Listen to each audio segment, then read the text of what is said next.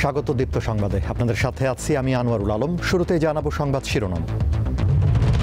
টেলিযোগাযোগ লাইসেন্স আন্তর্জাতিক মানের করা হচ্ছে, মাফিয়ার রোশানলে পড়ার দাবি উপদেষ্টার। ঐকমত্য কমিশনে জরুরি অবস্থা জারির বিষয়ে আলোচনা, নাগরিকদের অধিকার খর্ব না করার তাগিদ। শেখ হাসিনা সহ ৩ জনের বিরুদ্ধে মানবতা বিরোধী অপরাধের শুনানি শেষ, অভিযোগ গঠন 10 জুলাই।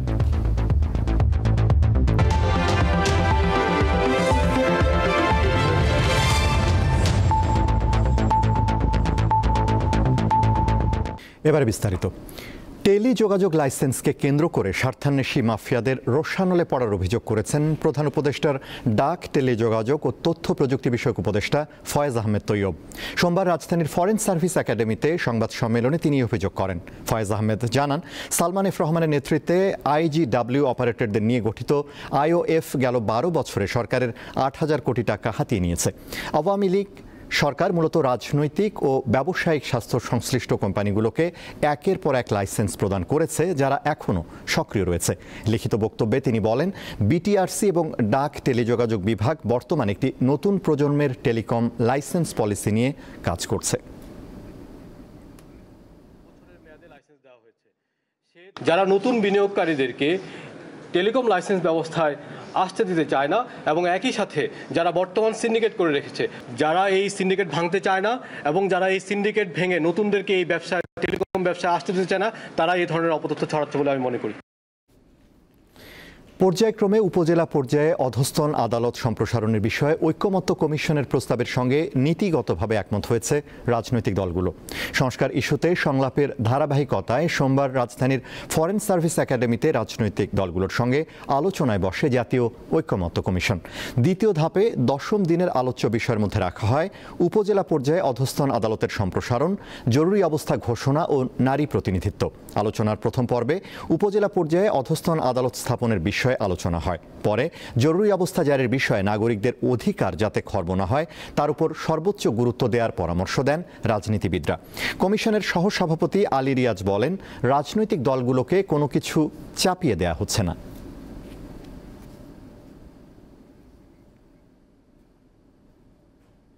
আলোচনার ক্ষেত্রে আমাদের যে চেষ্টাটা, সেই চেষ্টাটা হচ্ছে যে এটার অবস্থানে অবশ্যই তাদেরকে দলীয় এবং রাজনৈতিক বিবেচনা থেকে আপনারা থাকবেন। উপজেলা পর্যায়ে আদালত স্থানান্তর করা, সম্প্রসারণ করা এবং দোরগোড়ায় বিচার পৌঁছে দেওয়ার ব্যাপারে আমরা ঐকমত্যে পৌঁছেছি। বিএনপি বারবার বলছে যে ওনারা প্রচুর পরিমাণে স্যাক্রিফাইস করেছেন আমাদের আলোচনায়। আমি যেটা বলেছি সালাউদ্দিন ভাইকে ধন্যবাদ দিয়ে, যে বিএনপি 31 দফায় এই উপজেলা পর্যায়ে অর্থাৎ বিকেন্দ্রীকরণের কথা ওনারাই বলেছেন। সুতরাং ওনারা বরং স্যাক্রিফাইস করছেন না, ওনাদের আলোচনাটাকে আমরা করছি এবং আমরা এটাকে সহযোগিতা করছি। আমরা তো প্রশাসনিক বিকেন্দ্রীকরণ চাই। সে বিকেন্দ্রীকরণ চাই কি জন্য? যাতে জনগণের কাছে তার যে জীবনমান উন্নয়নের সুফল পৌঁছে দেওয়া যায়। জুলাই আগস্টের মানবতা বিরোধী অপরাধের মামলায় সাবেক প্রধানমন্ত্রী শেখ হাসিনা সহ 3 আসামির বিরুদ্ধে অভিযোগ গঠনের আদেশ 10 জুলাই। রাষ্ট্রনিযুক্ত আসামি পক্ষের আইনজীবী সোমবার শুনানিতে অংশ নিয়ে বলেন, এই মামলা রাজনৈতিক উদ্দেশ্য প্রণোদিত। আন্তর্জাতিক অপরাধ ট্রাইব্যুনাল আইনে এর বিচার হতে পারে না। 24-এর ছাত্র জনতার গণ অভ্যুত্থান দমনে আইন শৃঙ্খলা রক্ষাকারী বাহিনী নজিরবিহীন শক্তি প্রয়োগ করে, এতে বহু প্রাণহানি ঘটে। সরকার 834 জন শহীদদের তালিকা গ্যাজেট আকারে প্রকাশ করেছে। আহতের সংখ্যা হাজার হাজার, এর মধ্যে অনেকে পঙ্গু হয়ে গেছেন।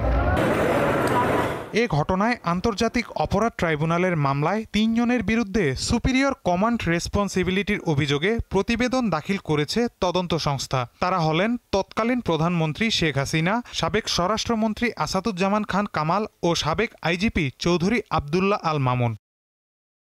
সোমবার ট্রাইব্যুনাল 1 এর চেয়ারম্যান বিচারপতি গোলাম মর্তুজা মজুমদার সহ 3 বিচারপতির বেঞ্চে এ মামলার অভিযোগ গঠনের শুনানি হয়। কারাগারে থাকা সাবেক IGP আবদুল্লাহ আল মামুনকে সকালে আনা হয় আদালতে। শুনানিতে শেখ হাসিনা ও আসাদুজ্জামান খান কামালের পক্ষে রাষ্ট্র নিয়োজিত আইনজীবী অংশ নেন। পরে আসামি পক্ষের আইনজীবী তার বক্তব্যের বিষয়ে সাংবাদিকদের ব্রিফ করেন। আমি ডিসচার্জে তাদেরকে অব্যাহতির প্রার্থনা করেছি। অব্যাহতির প্রার্থনার মূল যে বিষয়গুলি ছিল সেগুলো এই যে তার বিরুদ্ধে যে সমস্ত কথাবার্তা এসছে সেগুলো কল্পিত, উদ্দেশ্যপ্রণোদিত, রাজনৈতিক উদ্দেশ্যপ্রণোদিত এবং যেগুলো কোনো সত্যিকারের ভিত্তি নাই। তিনি বলেন তার যুক্তির পক্ষে বিস্তারিত তথ্য প্রমাণ আদালতে তুলে ধরবেন। আমি আমার যে কাগজপত্র, যে সমস্ত কাগজপত্র প্রসিকিউশন পক্ষ থেকে আমাকে দেয়া হয়েছে, সেই সকল কাগজপত্রের প্রেক্ষাপটেই আমাকে মামলা করতে হবে। মামলার অভিযোগ গঠন ও পরবর্তী কার্যক্রম কি হবে তা জানান এই প্রসিকিউটর। আগামী 10 জুলাই 2025 তারিখে অভিযোগ গঠনের শুনানির উপরে আদেশের জন্য দিন ধার্য করা হয়েছে। সেদিন অভিযোগ গঠন হবে কি হবে না এটি নির্ধারণ করবে ট্রাইব্যুনাল। এদিকে জুলাই গণ অভ্যুত্থানে চট্টগ্রাম ছাত্রদল নেতা ওয়াসিম আকরাম সহ 6 জনের হত্যা মামলায় রাউজানের সাবেক এমপি ABM ফজলে করিম সহ 3 আসামিকে সকালে আদালতে তোলা হয়। মামলার তদন্ত শেষ করতে 2 মাস সময় দিয়েছে আন্তর্জাতিক অপরাধ ট্রাইব্যুনাল 1।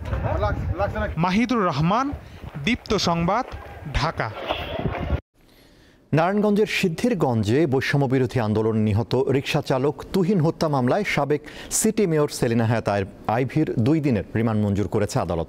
সোমবার নারায়ণগঞ্জের সিনিয়র জুডিশিয়াল ম্যাজিস্ট্রেট আদালতে আসামির ভার্চুয়াল উপস্থিতিতে এ রিমান্ড শুনানি অনুষ্ঠিত হয়। মামলার বিবরণে বলা হয়, গত বছরের 20 জুলাই ঢাকা চট্টগ্রাম মহাসড়কের সিদ্ধিরগঞ্জের শিমরাইল এলাকায় মাথায় গুলিবিদ্ধ হয়ে নিহত হন রিকশা চালক তুহিন।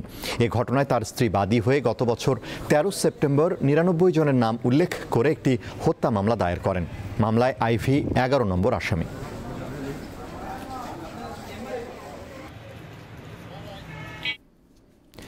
পিলখানা হত্যাকাণ্ডের পর চাকুরুচ্যুত বিডিআর সদস্যদের পুনর্বহাল ও রাষ্ট্রীয় সুযোগ সুবিধা নিশ্চিত সহ 3 দফা দাবিতে অবস্থান কর্মসূচি পালন করেছে আন্দোলনকারীরা। সোমবার সকালে রাজধানীর শাহবাগে জাতীয় জাদুঘরের সামনে কর্মসূচি শুরু করেন তারা। দুপুর 12টার দিকে সেখান থেকে প্রধান উপদেষ্টার বাসভবন যমুনার দিকে যাওয়ার সময় কাকরাইল মোড়ে তাদেরকে আটকে দেয় পুলিশ। বিক্ষোভকারীদের ছত্রভঙ্গ করতে এক পর্যায়ে জলকামান ব্যবহার করে আইন শৃঙ্খলা বাহিনীর সদস্যরা। এ সময় বেশ কয়েকজনকে আটক করা হয়। জুলাই ঘোষণাপত্রের দাবিতে সরকারকে সময় বেঁধে দিয়েছে জাতীয় নাগরিক পার্টি এনসিপি। দলটির আহ্বায়ক নাহিদ ইসলাম জানান, আগামী 3 আগস্টের মধ্যে সরকার জুলাই ঘোষণাপত্র প্রণয়ন না করলে এনসিপি নিজেই কাজটি করবে। জুলাই পদযাত্রার 7ম দিনে সোমবার সকালে নাটোরের মাদ্রাসা মোড়ে আয়োজিত পথসভায় এসব কথা বলেন তিনি। সংস্কারের মাধ্যমে নতুন বাংলাদেশ গঠন করতে হবে উল্লেখ করে নাহিদ ইসলাম জানান, 3 আগস্ট শহীদ মিনারে এর রূপরেখা থাকবে। জামায়াতে ইসলামী জাতীয় নির্বাচন পেছাতে চায় না, নির্বাচনের সুষ্ঠু পরিবেশ চায়, এমন মন্তব্য করেছেন দলটির সেক্রেটারি জেনারেল মিয়া গোলাম পরওয়ার। সোমবার সকালে রাজধানীর সোহরাওয়ার্দী উদ্যানে সাংবাদিকদের প্রশ্নের জবাবে এ মন্তব্য করেন তিনি। আগামী 19 জুলাই সোহরাওয়ার্দী উদ্যানে জাতীয় সমাবেশ করার উদ্যোগ নিয়েছে জামায়াতে ইসলামী।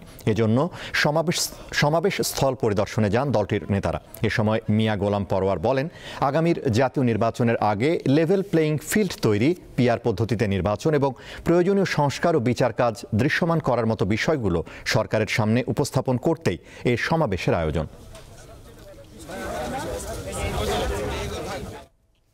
চট্টগ্রাম বন্দরের new mooring container terminal NCT পরিচালনার দায়িত্ব নিয়েছে নৌবাহিনী পরিচালিত প্রতিষ্ঠান চিটাগং ড্রাই ডক লিমিটেড। গত মধ্যরাত থেকে ড্রাই ডক কর্তৃপক্ষ এনসিটি পরিচালনার দায়িত্বভার নিয়েছে বলে জানিয়েছে চট্টগ্রাম বন্দর কর্তৃপক্ষ। রাষ্ট্রায়ত্ত এই প্রতিষ্ঠানটিতে পরবর্তীতে অপারেটর নিয়োগ না হওয়া পর্যন্ত দায়িত্ব পালন করবে ড্রাই ডক। চট্টগ্রাম বন্দরের কর্মকর্তারা জানান, সরাসরি ক্রয় পদ্ধতি বা ডাইরেক্ট প্রকিউরমেন্ট মেথডে এ কাজ পেয়েছে তারা। এর আগে টানা প্রায় 17 বছর এ টার্মিনাল পরিচালনা করেছে দেশীয় বেসরকারি প্রতিষ্ঠান সাইফ পাওয়ারটেক লিমিটেড। হবিগঞ্জের নবীগঞ্জ শহরে 2 পক্ষের সংঘর্ষে অন্তত 20 জন আহত হয়েছে। পুলিশ জানায়, গত 4 জুলাই উপজেলার তিমিরপুর গ্রামের খসরু মিয়ার সঙ্গে ইনাদগঞ্জ ইউনিয়ন যুবলীগের সভাপতি আশাহিদ আলী আশার কথা কাটাকাটি থেকে হাতাহাতির ঘটনা ঘটে। এর জেরে সোমবার বিকালে আনমনু ও তিমিরপুর গ্রামবাসী দেশীয় অস্ত্র নিয়ে সংঘর্ষে জড়ান। দফায় দফায় সংঘর্ষে রণক্ষেত্রে পরিণত হয় পুরো শহর। পুলিশ ও সেনাবাহিনী ঘটনাস্থলে পৌঁছে পরিস্থিতি নিয়ন্ত্রণে আনে। ডেঙ্গু জ্বরে আক্রান্ত হয়ে বরিশালে 2 জন এবং বরগুনায় 2 জনের মৃত্যু হয়েছে। এদের মধ্যে বরিশাল শেরেবাংলা মেডিকেল কলেজ হাসপাতালে 18 বছরের এক তরুণী সহ 2 জনের চিকিৎসাধীন অবস্থায় মৃত্যু হয়। হাসপাতাল কর্তৃপক্ষ জানায় গত 24 ঘন্টায় নতুন করে 30 জন রোগী ভর্তি হয়েছে। সবশেষ হাসপাতালটিতে 79 জন ডেঙ্গু রোগী চিকিৎসাধীন রয়েছেন। এছাড়া বরগুনায় গত 24 ঘন্টায় 2 জন নিয়ে মোট 31 জনের মৃত্যু হলো। আর নতুন করে ডেঙ্গুতে আক্রান্ত হয়ে হাসপাতালে ভর্তি হয়েছেন 63 জন। এই জেলায় ডেঙ্গুতে আক্রান্ত হয়ে হাসপাতালে চিকিৎসাধীন আছেন 206 জন। আন্তর্জাতিক অবরুদ্ধ গাজা ভূখণ্ডে ইসরায়েলি বাহিনীর হামলায় রোববার আরও অন্তত 82 জন ফিলিস্তিনি নিহত হয়েছেন। এদের মধ্যে কেবল গাজা সিটিতেই 39 জনের মৃত্যু হয়। এর মধ্যে গাজার শেখ রাদওয়ান ও আল নাসর এলাকায় 2টি বাড়িতে বোমা হামলা চালায় ইসরায়েলি যুদ্ধবিমান। সেখানে বাস্তুচ্যুত বহু পরিবার আশ্রয় নিয়েছিল। রাতের বেলা ঘুমন্ত অবস্থায় তাদের উপর হামলা চালানো হয়। এছাড়া সোমবার ভোর থেকে গাজায় ইসরায়েলি হামলায় আরও 14 ফিলিস্তিনি নিহত হয়েছেন। এমন অবস্থায় চলতি সপ্তাহে ইসরায়েল ও হামাসের মধ্যে যুদ্ধবিরতি কার্যকর হতে পারে বলে জানিয়েছেন মার্কিন প্রেসিডেন্ট ডোনাল্ড ট্রাম্প। ইয়েমেনের 3টি বন্দর ও একটি বিদ্যুৎ কেন্দ্রে হামলা চালিয়েছে ইসরায়েল। স্থানীয় সময় সোমবার ভোরে এ তথ্য জানায় তেল আবিব। ইয়েমেন থেকে চালানো হুথিদের হামলার জবাবে এই পাল্টা ব্যবস্থা নেওয়ার কথা জানিয়েছে ইসরায়েলের সামরিক বাহিনী। ইয়েমেনের হোদেইদা, হোসেইন, রাস ইসা ও সালিফ বন্দরের পাশাপাশি রাস কান্তির বিদ্যুৎ কেন্দ্রে এই হামলা চালানো হয়। বন্দরে অবস্থানরত গ্যালাক্সি লিডার নামের একটি জাহাজেও হামলা চালিয়েছে ইসরায়েল। 2023 সালের শেষ দিকে হুথিরা জাহাজটি দখল করেছিল। ইসরায়েলি হামলার পর ইয়েমেন থেকে 2টি ক্ষেপণাস্ত্র ইসরায়েলের দিকে ছোঁড়া হয়। সেগুলি প্রতিহত করা হয়েছে বলে জানিয়েছে ইসরায়েলি সেনাবাহিনী।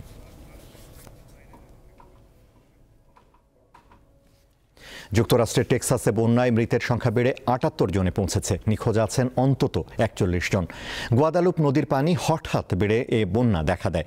এতে কের কাউন্টির নদী তীরবর্তী গ্রীষ্মকালীন ক্যাম্প মিস্টিক প্লাবিত হলে সেখানে 28 শিশুসহ 68 জন মারা যান। ওই ক্যাম্পের 10 জন মেয়ে ও 1 জন তত্ত্বাবধায়ক এখনও নিখোঁজ রয়েছেন। মৃতের সংখ্যা আরও বাড়তে পারে বলে শঙ্কা করছে স্থানীয় কর্তৃপক্ষ। প্রচুর কাদা ও ধ্বংসাবশেষের মধ্যে উদ্ধার কাজ করতে গিয়ে বিষধর সাপের কবলে পড়েছেন উদ্ধারকর্মীরা। এছাড়া পরবর্তী 24 থেকে 48 ঘন্টায় আরও ঝড়ের আশঙ্কা রয়েছে। শেষ করব দীপ্ত সংবাদ, তার আগে সংবাদ শিরোনামগুলো জানাবো আরও একবার। টেলিযোগাযোগ লাইসেন্স আন্তর্জাতিক মানের করা হচ্ছে, মাফিয়া রোশানলে পড়ার দাবি উপদেষ্টার। ঐকমত্য কমিশনে জরুরি অবস্থা জারির বিষয়ে আলোচনা, নাগরিকদের অধিকার খর্ব না করার তাগিদ। শেখ হাসিনা সহ 3 জনের বিরুদ্ধে মানবতা বিরোধী অপরাধের শুনানি শেষ, অভিযোগ গঠন 10 জুলাই।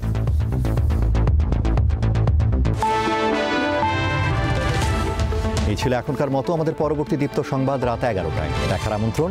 এছাড়া আরও তথ্য ও বিনোদনের খবর পেতে যুক্ত থাকুন দীপ্তর ডিজিটাল প্ল্যাটফর্মগুলোতে। ধন্যবাদ।